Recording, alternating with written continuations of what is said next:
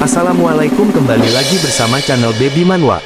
Terima kasih atas dukungan sahabat pendengar, dan Mamang mohon untuk bantuannya dengan memberi hype di video Mamang, terima kasih. Sebelum lanjut ke pembahasan chapter berikutnya, simak dulu video yang sebelumnya. Ningtian menghajar putra dewa sampai ia terkapar di permukaan, membuat semua orang sontak terkejut. Lanjut ke alur ceritanya, Ningtian melompat menghampiri putra dewa yang sedang tergeletak, dengan sangat kuat dan tanpa belas kasih putra dewa ditendang sampai dia meringis kesakitan. Atas tindakan Ningtian, putra dewa mengancamnya, "Bajigur sialan, aku pastikan kau akan menderita karena berani menyerangku." Bukannya Ningtian takut dengan ancaman itu, dia malah semakin kuat menginjak putra dewa sampai mencium lantai. Semua orang yang menyaksikan kejadian ini begitu tegang, karena Ningtian bertindak sangat berani sampai membuat putra dewa dibuat tidak berdaya. Orang-orang tahu bahwa di belakang putra dewa ada orang kuat yang mendukungnya.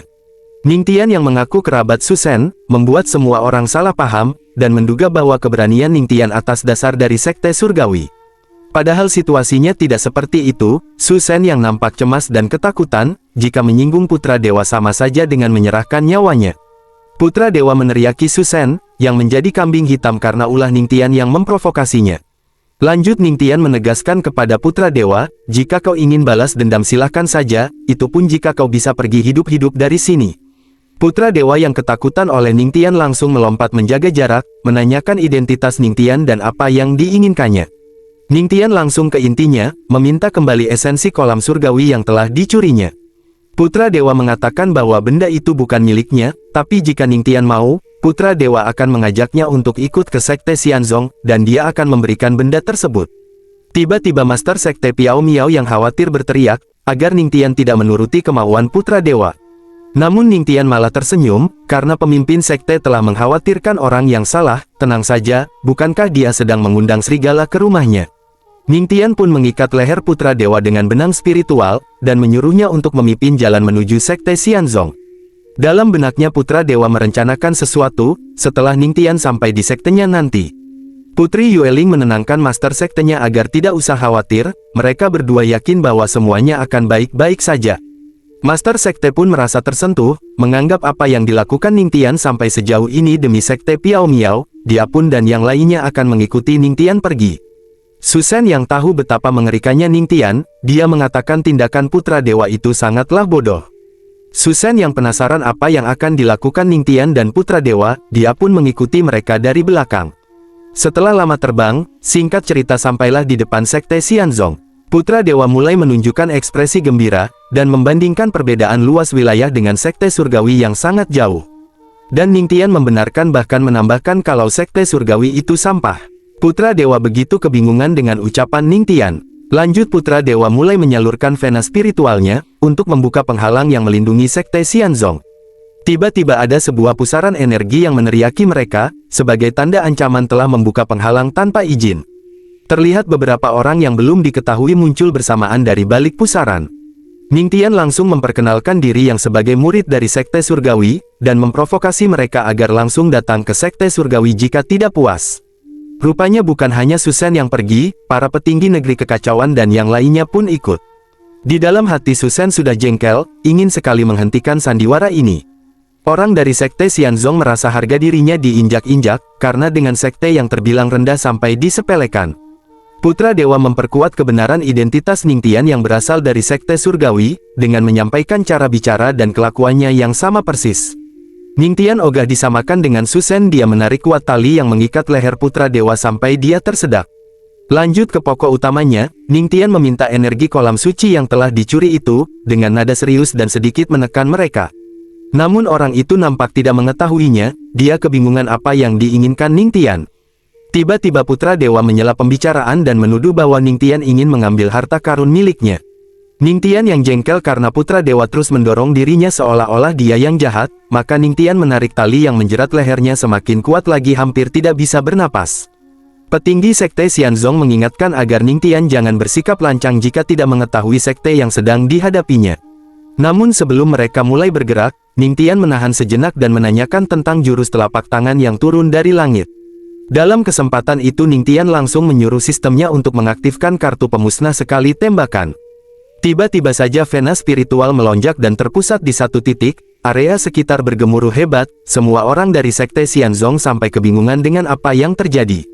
Vena spiritual yang berputar seperti angin tornado, mereka menganggap itu merupakan hukum dari langit saking mengerikannya. Langit dan bumi berguncang, semua tumbuhan langsung kayu bahkan aura spiritual yang ada di sana langsung diserap habis. Dengan nada yang tergagap, orang dari Sekte Xianzong menanyakan kepada Ningtian apa yang sedang dilakukannya. Sambil mengangkat tangannya, Ningtian menjelaskan bahwa dia hanya sedang menunjukkan apa yang belum pernah mereka lihat, tentang telapak tangan yang turun dari langit itu. Secara perlahan Ningtian melambaikan tangannya yang ditujukan kepada orang-orang Sekte Xianzong, tiba-tiba tangan raksasa yang terpancar tekanan intimidasi sangat kuat, melayang dengan lambat dan akan menimpa mereka. Di saat serangan telapak tangan ilahi yang hampir menggeprek mereka, tiba-tiba juga muncul formasi yang melindungi orang-orang itu, terjadi benturan yang begitu dahsyat membuat mereka yang mempertahankan formasi sektenya sampai kewalahan. Setelah cukup lama bergesekan, orang-orang dari Sekte Xianzong tidak dapat mempertahankan formasi lebih lama, alhasil mereka dengan mudah dikalahkan. Semuanya mengalami luka dalam yang sangat parah, dan telapak ilahi lanjut menghantam permukaan dengan keras, sampai tanah berguncang. Pemimpin Sekte Piao Miao baru pertama kali melihat kekuatan yang ditunjukkan Ningtian dalam pertarungan, sampai mulutnya menganga tidak percaya. Susan menyadari satu hal dari kekuatan Ningtian yang sekarang, menurutnya jauh lebih pekat dan kuat dari yang dulu pernah dilawannya. Kaisar Wuji penasaran dengan sosok Ningtian yang sebenarnya, menyuruh Wang Tian leluhur dari paviliun Tianji untuk menerawangnya.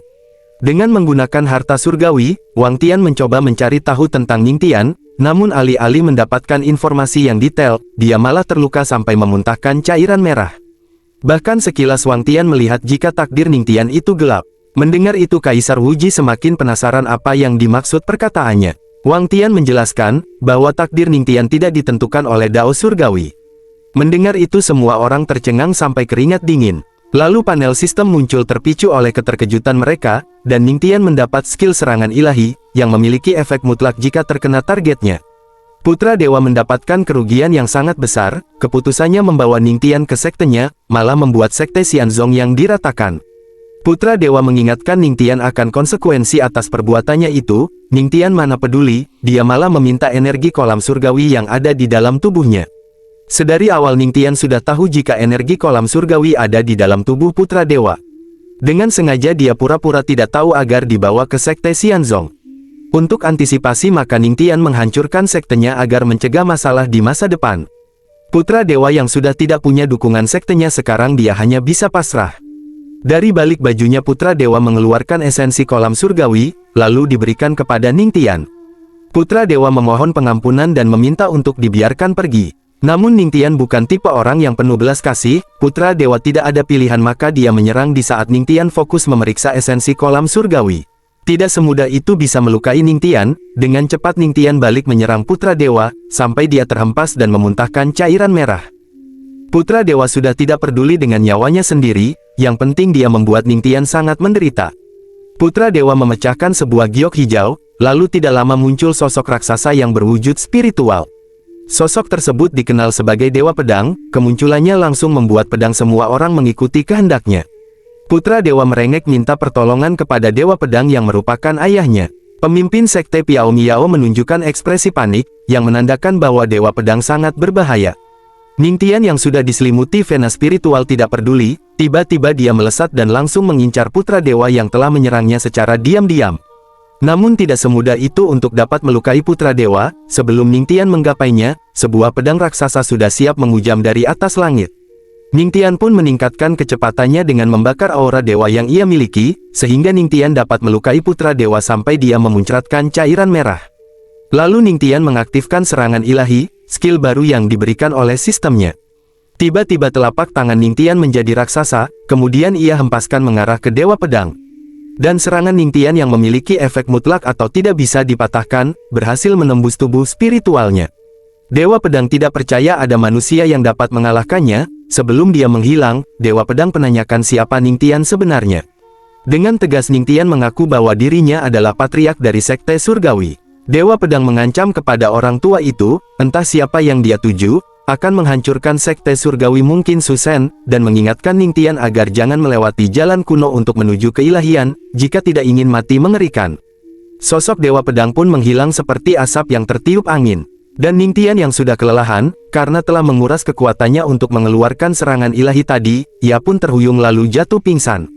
Dengan gercep Hong Yi langsung menangkapnya. Singkat cerita Ningtian sudah dibawa ke penginapannya, tidak lama ia siuman di saat hari sudah berganti malam. Hong Yi dan para muridnya langsung menyapa dengan senyuman hangat, Ningtian yang pingsan seharian penuh nampak linglung, setelah banyak menguras vena spiritualnya. Lalu Hong Yi memberitahu Ningtian, di saat ia pingsan Su Shen membuat keributan, dan Kaisar Wuji juga ingin menentang Ningtian untuk bertarung. Sedangkan Wang Tian menitip pesan, bahwa pemimpin paviliun Tianji ingin berbicara dengannya. Ningtian tidak lupa berterima kasih, dan Hong Yi pun berpamitan pergi agar Ningtian bisa beristirahat tanpa terganggu. Setelah mereka pergi, Ningtian memikirkan kenapa pemimpin paviliun Tianji ingin menemuinya. Tidak mau banyak pikiran Ningtian melupakan masalah itu, dia lanjut fokus dengan esensi yang sudah ada di tangannya. Tidak pakai lama Ningtian langsung menelan esensi kolam surgawi, tiba-tiba saja tubuhnya langsung diselimuti aura yang bergejolak. Ningtian mencoba fokus meski tubuhnya terasa panas yang luar biasa, Ningtian yang tidak sanggup menahan berteriak dan langsung melepas pakaiannya.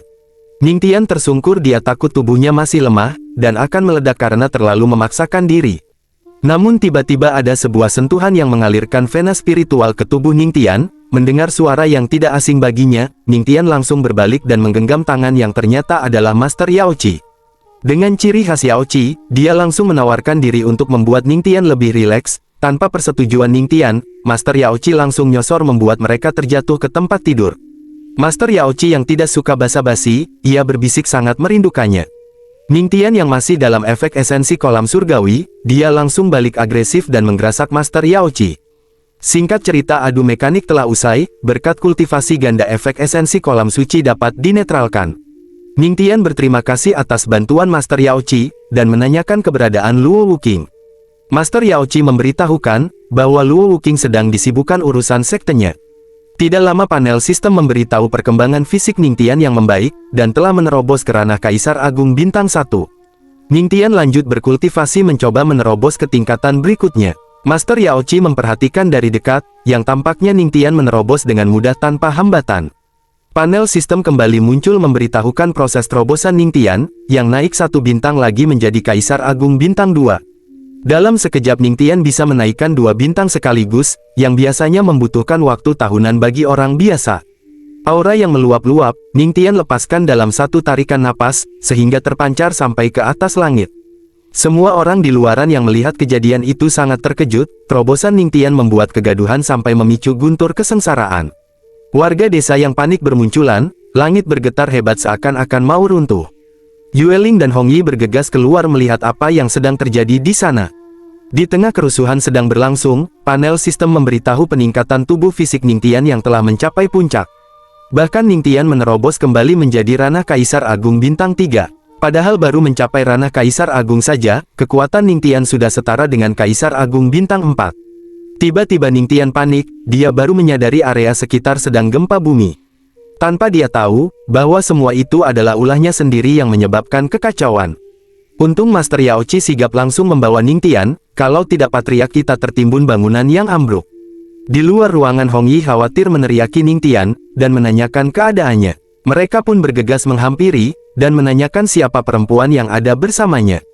Ningtian memperkenalkan Master Yaoqi yang merupakan istrinya. Hong Yi begitu terkejut mendengar bahwa Ningtian telah menikah, lalu diperjelas oleh Yueling yang mengatakan Master Yaoqi merupakan pemimpin dari Tanah Suci Yaoqi, yang ranahnya berada di Kaisar Agung tahap puncak. Hong Yi dan Tianxing yang tertarik kepada Ningtian langsung minder, setelah mengetahui kultivasi Yaoqi. Dalam sekali lihat Master Yaoqi langsung mengetahui Tianxing, yang merupakan dari klan Rubah Surgawi. Sontak Tianxing begitu terkejut, bagaimana Yaoqi bisa mengetahui identitas aslinya. Master Yaoqi menjelaskan, saat pertama kali melihatnya pun sudah merasakan auranya berbeda dengan yang lain. Ningtian yang kepo menanyakan apakah Master Yaoqi memiliki hubungan dengannya, karena Master Yaoqi juga dari klan Rubah, bahkan dia memiliki sebagian garis keturunan dari Rubah Ekor 9. Tianxing pun mendengar itu langsung terkejut, karena Rubah Ekor 9 merupakan makhluk terkuat dari klan Rubah Surgawi. Master Yaoqi yang penasaran ingin melihat, sudah berapa banyak ekor yang telah dikembangkan Tianxing. Karena ini wilayah manusia, Tianxing enggan menunjukkannya kepada Master Yaoqi, dia khawatir diketahui orang luar dan akan membahayakan dirinya. Master Yaoqi mengerti, maka dia pun membangun penghalang agar tidak diketahui orang lain. Sebelum Tianxing menunjukkan perkembangan ekor rubahnya, dia tidak lupa berterima kasih atas pengertian Master Yaoqi. Tidak ragu Tianxing langsung menunjukkan ekor rubahnya, yang sudah tumbuh 4 ekor dalam 100 tahun berlatih. Menurut Master Yaoqi itu sebuah pencapaian yang bagus. Ningtian yang tidak mengerti tentang klan rubah surgawi kebingungan, melihat ekornya disentuh oleh Master Yaoqi membuat Tianxing menjadi gelisah. Master Yaoqi menjelaskan bahwa ekor itu sangat sensitif, tidak boleh disentuh sembarangan. Tiba-tiba dengan polos Ningtian menjambak ekor milik Master Yaoqi, yang membuatnya refleks mendesah. Wajah Master Yaoqi pun jadi kemerah-merahan, dan Ningtian malah mentertawakannya. Tianxing yang jadi nyamuk di posisi itu, sedikit batuk untuk menyadarkan mereka. Dengan malu-malu Master Yaoqi membalas dehemannya, dan kembali ke pembahasannya. Tianxing penasaran kepada Master Yaoqi, yang sebenarnya dia adalah manusia, tapi bagaimana bisa memiliki sebagian garis keturunan rubah ekor 9. Master Yaoqi tergagap untuk menjelaskannya, tiba-tiba Ningtian memotong pembicaraan, dan akan menepati janjinya untuk membantu klan rubah surgawi, sesuai permintaan Tianxing yang sudah dibahas di part sebelumnya. Ningtian mencoba melindungi rahasia Master Yaoqi, yang bahkan dia pun tidak tahu apa yang sebenarnya. Tianxing yang tadinya sempat sinis, mendengar perkataan Ningtian dia langsung nampak bersemangat. Ningtian menganggap karena Tianxing memiliki hubungan dengan Master Yaoqi, dia pun bersedia untuk membantu. Dengan sopan sambil menundukkan kepalanya, Tianxing berterima kasih atas niat baik Ningtian. Karena malam semakin larut, Ningtian berpamitan untuk beristirahat duluan, dan akan melanjutkan pembahasannya di lain hari. Singkat cerita Ningtian telah ke penginapan barunya, karena yang sebelumnya telah ambruk. Di dalam kamar berdua dengan Master Yaoqi, Ningtian membahas kembali pertanyaan yang disampaikan Tianxing. Master Yaoqi pun mulai bercerita, mengenai garis keturunan rubah ekor 9-nya itu, dia dapatkan dari esensi kolam giok.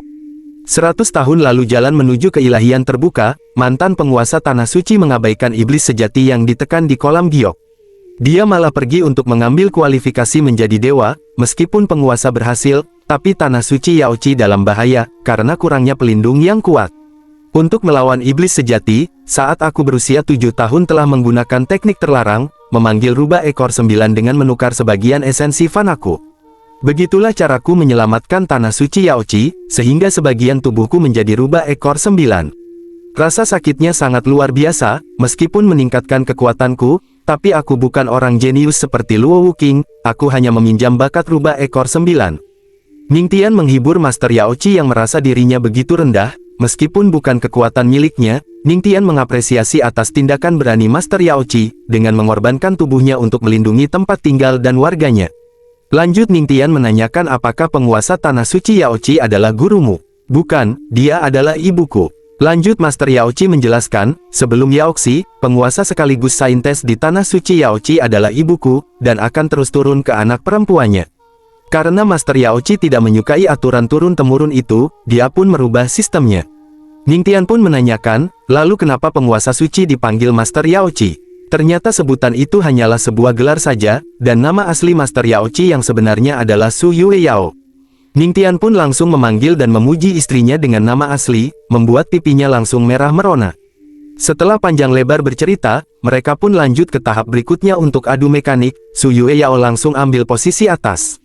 Namun tiba-tiba terdengar suara seseorang yang mengetuk pintu kamar mereka. Orang yang datang adalah Chen Gejiang, utusan dari paviliun Tianji yang ingin menemui Ningtian. Terlihat wajah Su Yue Yao nampak datar, kedatangan Chen Gejiang mengganggu kultivasi gandanya. Dan kedatangan Chen Gejiang ke sana, hanya karena fisik ilahi yang dimiliki Ningtian. Dengan ekspresi sinis, Su Yue Yao menanyakan apa tujuannya dengan fisik tersebut. Sambil tertawa Chen Gejiang meminta agar tidak usah tegang, kedatangannya tidak ada niatan buruk. Lanjut ia berkata, bahwa tubuh fisik ilahi yang dimiliki Ningtian, adalah yang ke-10 dari jutaan tahun yang telah ia lihat. Ningtian teringat perkataan senior sebelumnya, bahwa dirinya bukan satu-satunya yang memiliki tubuh fisik ilahi. Ningtian bertanya dengan ekspresi keheranan, bagaimana kau bisa hidup selama itu? Chen Gejiang sedikit bercerita tentang dirinya, yang melihat beberapa rahasia surgawi, lalu membuat kesepakatan dengan makhluk yang tidak tersentuh. Sehingga dia memiliki umur yang panjang, dan memiliki identitas lain, yang sebagai pemandu para dewa. Mendengar itu Ningtian tidak bisa menyembunyikan keterkejutannya, dia langsung diam dan hanya menatapnya. Lanjut Chen Gejiang mengatakan apa Ning Tian tidak menyadari, bahwa pertempuran antara fisik ilahi tidak bisa dihindari. Ning Tian semakin bingung, apa yang dimaksud dengan yang ia sampaikan. Ada banyaknya pemilik fisik ilahi, masing-masing memberikan kekuatan yang dapat melampaui langit, dan pada akhirnya hanya ada satu yang dapat memegang kualifikasi tersebut. Dalam artian semua yang memiliki fisik ilahi, akan ada hari di mana mereka akan saling bertarung untuk menjadi pemilik sejati. Namun Chen Gejiang belum memberitahukan semuanya kepada Ning Tian, dia hanya tersenyum dan setelah Ning Tian mencapai alam dewa, maka akan menjadi jelas. Ning Tian sampai kesal, karena kedatangan Chen Gejiang hanya menyampaikan suatu hal yang misterius. Su Yue Yao menyarankan untuk memukuli Chen Gejiang, agar dia mau memberitahunya dengan jelas. Chen Gejiang masih tetap tenang, sambil tersenyum dia mengatakan bahwa rahasia surga tidak bisa diungkapkan, meskipun mereka memukulinya. Dengan serius Ning Tian menanyakan kedatangannya ke sini untuk apa, jika hanya memberitahu pemilik fisik ilahi lebih dari satu, dan akan bertarung satu sama lain suatu hari nanti. Lalu Chen Gejiang memberitahu Ning Tian, dalam waktu 1 bulan, artefak setengah dewa, lonceng kematian akan lahir di Gunung Mati Tanah Hitam. Bukan hanya manusia, kemungkinan semua ras akan berkumpul untuk artefak itu. Ning Tian yang tidak tahu, menanyakan kepada Su Yue Yao tentang artefak tersebut. Dijelaskan bahwa artefak semacam itu mengandung hukum langit dan bumi. Dan yang terkandung di dalam lonceng kematian adalah hukum kematian. Ning Tian memahami bahwa semua hukum yang paling ampuh di langit dan bumi, ada dalam lonceng kematian itu. Chen Gejiang telah menyampaikan pesannya, pergi atau tidaknya keputusan ada di tangan Ning Tian. Namun di samping itu Chen Gejiang berharap besar kepada Ning Tian, untuk bisa mendapatkan lonceng tersebut. Singkat cerita Chen Gejiang telah pergi dari hadapan Ning Tian dan Su Yue Yao, lanjut mereka mulai membahas apakah Ning Tian akan pergi ke sana. Ning Tian teringat perkataan Luo Wuqing, bahwa Paviliun Tianji memiliki informasi yang akurat, hal tersebut pasti bukan omong kosong belaka, maka Ning Tian memutuskan untuk pergi dan harus mendapatkan lonceng kematian. Keputusan sudah ditentukan, dan Su Yue Yao mengambil peran sebagai pendamping Ning Tian, untuk mengatur segala sesuatunya. Namun tiba-tiba Ning Tian menarik tangannya yang hendak pergi, karena masih ada waktu sebulan lagi, Ning Tian meminta Su Yue Yao untuk melakukan hal lain terlebih dahulu, tidak lain dan tidak bukan yaitu melanjutkan adu mekanik yang tadi sempat terganggu. Singkat cerita keesokan harinya, tiba-tiba saja Tianxing terkejut, karena Ning Tian akan ikut bersamanya ke alam monster. Dengan alasan hubungan darah istrinya yang sama dengan Tianxing, sudah sepantasnya bagi suami untuk membantu menyelesaikan masalahnya. Meskipun perjalanan menuju ke lembah 100 iblis sangat berbahaya, yang tepatnya berada di alam monster, Ning Tian tidak mengenal rasa takut sedikitpun. Kebetulan juga lokasinya tidak jauh dengan Gunung Hitam, maka Ning Tian bisa lebih banyak waktu untuk sekaligus mencari lonceng kematian. Tianxing sangat berterima kasih atas kebaikan Ning Tian, dia menunduk dengan sopan untuk menyampaikan rasa syukurnya. Singkat cerita kita diperlihatkan desa, yang berada di lembah 100 iblis di alam monster. Di sana Tetua Tu melaporkan, bahwa para iblis yang banyak sudah bersiap menyerang mereka kapan saja. Berhubung ras iblis bersedia menjadi tombak untuk menyerang klan rubah, maka Tian Mei sendiri memutuskan untuk menghancurkan mereka semua. Namun Tian Mei menyuruh Tetua Tu untuk kembali ke Paviliun Tianji saja, karena dirinya bukanlah anggota klan rubah. Tapi dengan tegas Tetua Tu menolak keinginan Tian Mei, karena dia merasa berhutang budi atas kebaikan dari klan rubah padanya. Tidak lama seorang perempuan dengan terburu-buru melaporkan, bahwa ras iblis telah datang berkumpul. Dengan penuh amarah Tian Mei langsung memberi perintah, kumpulkan semua anggota klan rubah surgawi untuk bersiap menghadapi pertempuran. Ras iblis yang dipimpin oleh 2 jenderal bersaudara, diberi perintah untuk menangkap sebanyak mungkin yang hidup, terutama para perempuan cantik. Sedangkan iblis harimau yang bernama Hu Yao, masih tidak bisa melupakan kecantikan dari Tian Mei, yang membuat Ichi bosnya tidak bisa dikendalikan. Hu Yao berteriak dengan lantang, menyuruh Tian Mei untuk segera keluar, dia mengancam jika tidak maka klannya akan diratakan sekarang juga. Tidak lama Tian Mei datang dengan para bawahannya, yang semua adalah para perempuan. Tian Mei mengingatkan kejadian di masa lalu, di mana klan iblis ditolong oleh klan rubah, bahkan memohon untuk tetap tinggal. Apakah kau membalas kebaikan dengan cara seperti ini? Bukannya Hu Yao malu diingatkan seperti itu, dia malah mentertawakan Tian Mei. Lalu Chou Lang mengatakan bahwa Tian Mei bukan berasal dari lembah 100 iblis, apa salahnya jika kami merebut kembali wilayah kita sendiri.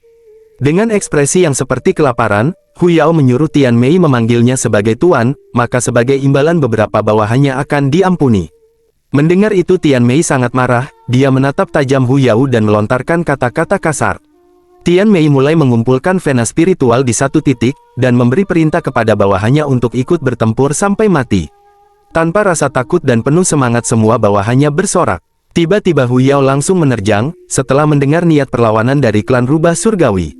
Namun Tian Mei lebih dulu mendaratkan pukulannya, yang mengenai telak di bagian matanya. Lalu Hu Yao meringis, dan berteriak minta bantuan Chou Lang untuk segera bertindak. Tetua Tu mengingatkan Tian Mei untuk berhati-hati, karena dari arah atas Chou Lang sudah melompat dan bersiap melakukan serangan. Tian Mei yang tidak sempat untuk menghindar, dan Chou Lang sudah semakin mendekatinya, dia pun pasrah untuk menerima serangan. Namun sebelum pukulan Chou Lang mendarat tepat di tubuh Tian Mei, tiba-tiba pria misterius yang bergerak sangat cepat, menggagalkan serangan Chou Lang dengan pukulannya, sampai ia terhempas jauh dan membentur tanah sangat keras. Tian Mei pun menoleh memperhatikan pria misterius tersebut sampai bengong, sementara Hu Yao berteriak keras, karena rekannya langsung tewas dalam sekali serangan. Yang ternyata sosok pria misterius itu adalah Ning Tian, yang sudah sampai di lembah 100 iblis bersama Su Yuyao dan Tian Xing. Tian Mei menanyakan kenapa Patriark Ning Tian ada di sini. Bukankah Sekte Iblis Surgawi sedang berperang dengan aliansi ortodoks? Ning Tian mengesampingkan untuk menceritakan masalah itu nanti, sekarang dia ingin menyelesaikan dulu kekacauan yang ada di sini. Lalu Hu Yao meneriaki Ning Tian yang sebagai ras manusia, mengapa ikut campur masalah ras iblisnya. Sambil memperhatikan Ning Tian, Hu Yao kebingungan kenapa tidak bisa merasakan auranya. Melihat di samping Ning Tian ada Su Yuyao, dia terpesona dengan kecantikannya, kemudian meminta Ning Tian untuk menyerahkannya, maka akan memaklumi masalah keterlibatannya barusan. Jelas ucapannya itu membuat Ning Tian murka, dengan tatapan tajam penuh amarah, tiba-tiba Ning Tian melesat cepat langsung menghajar Hu Yao, sampai dia batuk dan memuntahkan cairan merah. Dalam sekali gerakan, Hu Yao terpental cukup jauh menerima pukulan biasa Ning Tian. Dengan nada dingin dan tatapan yang menakutkan, Ning Tian menegaskan siapa yang mengizinkanmu bersikap lancang di hadapanku. Hu Yao tidak bisa menahan cairan merah yang terus mengalir dari mulutnya, dia baru menyadari bahwa kekuatan yang dihadapinya dalam tingkatan Kaisar Agung. Tiba-tiba saja Ning Tian sudah berdiri di hadapan Hu Yao, dan mengatakan jika ingin mengambil istriku hanya ada satu pilihan, yaitu kematian. Hu Yao yang panik berteriak meminta pertolongan kepada semua rekan klan iblis, namun tidak ada satupun yang sempat membantunya, karena Ning Tian langsung menghancurkan kepalanya sampai cairan merah berserakan. Semua klan iblis yang melihat kekejaman Ning Tian langsung ketar-ketir, tubuh mereka gemetaran hanya bisa tertegun, melihat saudaranya tewas begitu singkat. Panel sistem pun muncul terpicu oleh keterkejutan semua orang, hadiah yang diberikan adalah kartu jalan iblis. Syarat penggunaannya Ning Tian harus mandikan cairan merah dari 100 iblis, agar dapat memperkuat tubuh dan menempa jiwanya. Tidak lama tiba-tiba semua klan iblis dengan serempak langsung menyerang, menghadapi situasi seperti ini malah membuat Ning Tian senang. Salah satu iblis menerjang dengan percaya diri untuk mengeksekusi Ning Tian, namun tiba-tiba Su Yuyao dengan cepat langsung memusnahkannya hanya dengan sekali ayunan tangan. Dasar iblis rendahan, berani sekali kalian ingin melukai suamiku, siapa yang memberi kalian keberanian itu? Semua klan iblis langsung bertekuk lutut dengan mulut yang menganga, setelah tahu orang di hadapannya adalah Kaisar Agung tahap puncak. Ning Tian pun berterima kasih kepada Su Yuyao, dengan bantuan istrinya maka proses menggunakan kartu jalan iblis akan jauh lebih mudah. Karena semua klan iblis sudah menyerah, Ning Tian memusatkan vena spiritualnya sehingga tercipta awan keemasan di atas langit. Tiba-tiba petir berwarna merah muncul, dan langsung membantai semua klan iblis, tidak satu pun yang bisa meloloskan diri. Para bawahan klan rubah bertanya-tanya, siapakah sosok Kaisar Agung muda itu, mereka tidak lepas dari rasa kagumnya. Dirasa syarat untuk menggunakan kartu jalan iblis sudah terpenuhi, Ning Tian penasaran seberapa besar peningkatan setelah ia menempa tubuhnya. Ning Tian pun menghampiri Tian Mei, melaporkan semua masalah yang mengganggu klan rubah telah diatasi. Tian Mei hanya bisa terdiam tanpa mengucapkan kata-kata, dia masih tidak menduga akan ada Ning Tian datang membantunya. Dan setelah Ning Tian memperhatikan ke belakang Tian Mei, dia nampak kebingungan dengan apa yang terjadi. Rupanya para perempuan klan rubah yang terkejut, selain kuat ternyata dilihat dari dekat Ning Tian sangat tampan. Panel sistem pun muncul memberikan lagi hadiah, berupa kemampuan ilahi garis darah ras iblis. Setelah menyerap cairan merah ras iblis sampai ke tingkat tinggi, kemampuannya akan diperoleh. Tian Mei yang masih penasaran menanyakan, mengapa Ning Tian sampai bisa datang ke alam iblis, bahkan sampai menyelamatkan klan rubahnya. Tiba-tiba Tian Xing datang, bahwa dirinya lah yang membawa Ning Tian ke sini. Setelah Tianxing secara diam-diam kabur dari klan untuk mencari bantuan, dia berlatih di sekte Piao Miao dan bertemu Ning Tian. Tian Mei pun berterima kasih atas bantuannya, dan Ning Tian tidak menduga ternyata pemimpin paviliun Tianji beridentitas dari klan rubah. Maka anggap saja ini sebagai bayaran hutang budi, atas kebaikan paviliun Tianji di masa lalu padanya. Namun Tian Mei menjelaskan bahwa klan iblis itu sebenarnya sulit untuk dihadapi, maka ia pun pergi ke domain Tianling mencari kesempatan untuk mengalahkannya. Ning Tian bingung mengapa Tian Mei pergi ke domain Tianling, ia pun meminta penjelasan yang detail. Tian Mei mulai bercerita alasannya pergi ke domain Tianling, ia mendengar informasi dari paviliun Tianjinya, bahwa di sana akan muncul dao hukuman surgawi.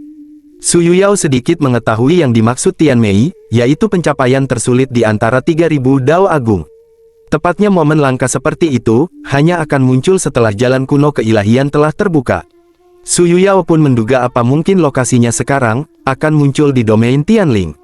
Tian Mei tidak tahu secara detail, dia hanya mendapat informasi itu dari paviliun Tianjinya, dan selama dia di domain Tianling tidak menemukan adanya tanda-tanda itu. Su Yuyao menjelaskan kepada Ning Tian yang tidak bisa mencerna pembahasan mereka, bahwa pembukaan jalan kuno itu tidak memiliki lokasi yang tetap, munculnya sangat langka dan lokasinya random. Si Yuyao menyarankan jika ada kesempatan Ning Tian harus mencobanya. Ning Tian tampak bersemangat, tapi ia ingin menunggu sampai ada aktivitasnya sebelum ambil keputusan. Untuk saat ini Ning Tian memiliki ide lain, dia membuat kesepakatan dengan Tian Mei, akan menyelesaikan masalah klan rubah sampai tuntas, dengan syarat Ning Tian meminta garis keturunan rubah ekor 9. Sontak Tian Mei terkejut mendengar permintaan itu, karena garis keturunan rubah ekor 9 letaknya ada di wilayah yang diduduki klan iblis. Ning Tian pun berinisiatif akan mengambilnya langsung ke sana, sekalian untuk meratakan mereka sebagai kontribusinya untuk klan rubah. Dan video pun bersambung. Lanjut part berikutnya, nantikan setelah chapter terbarunya dirilis.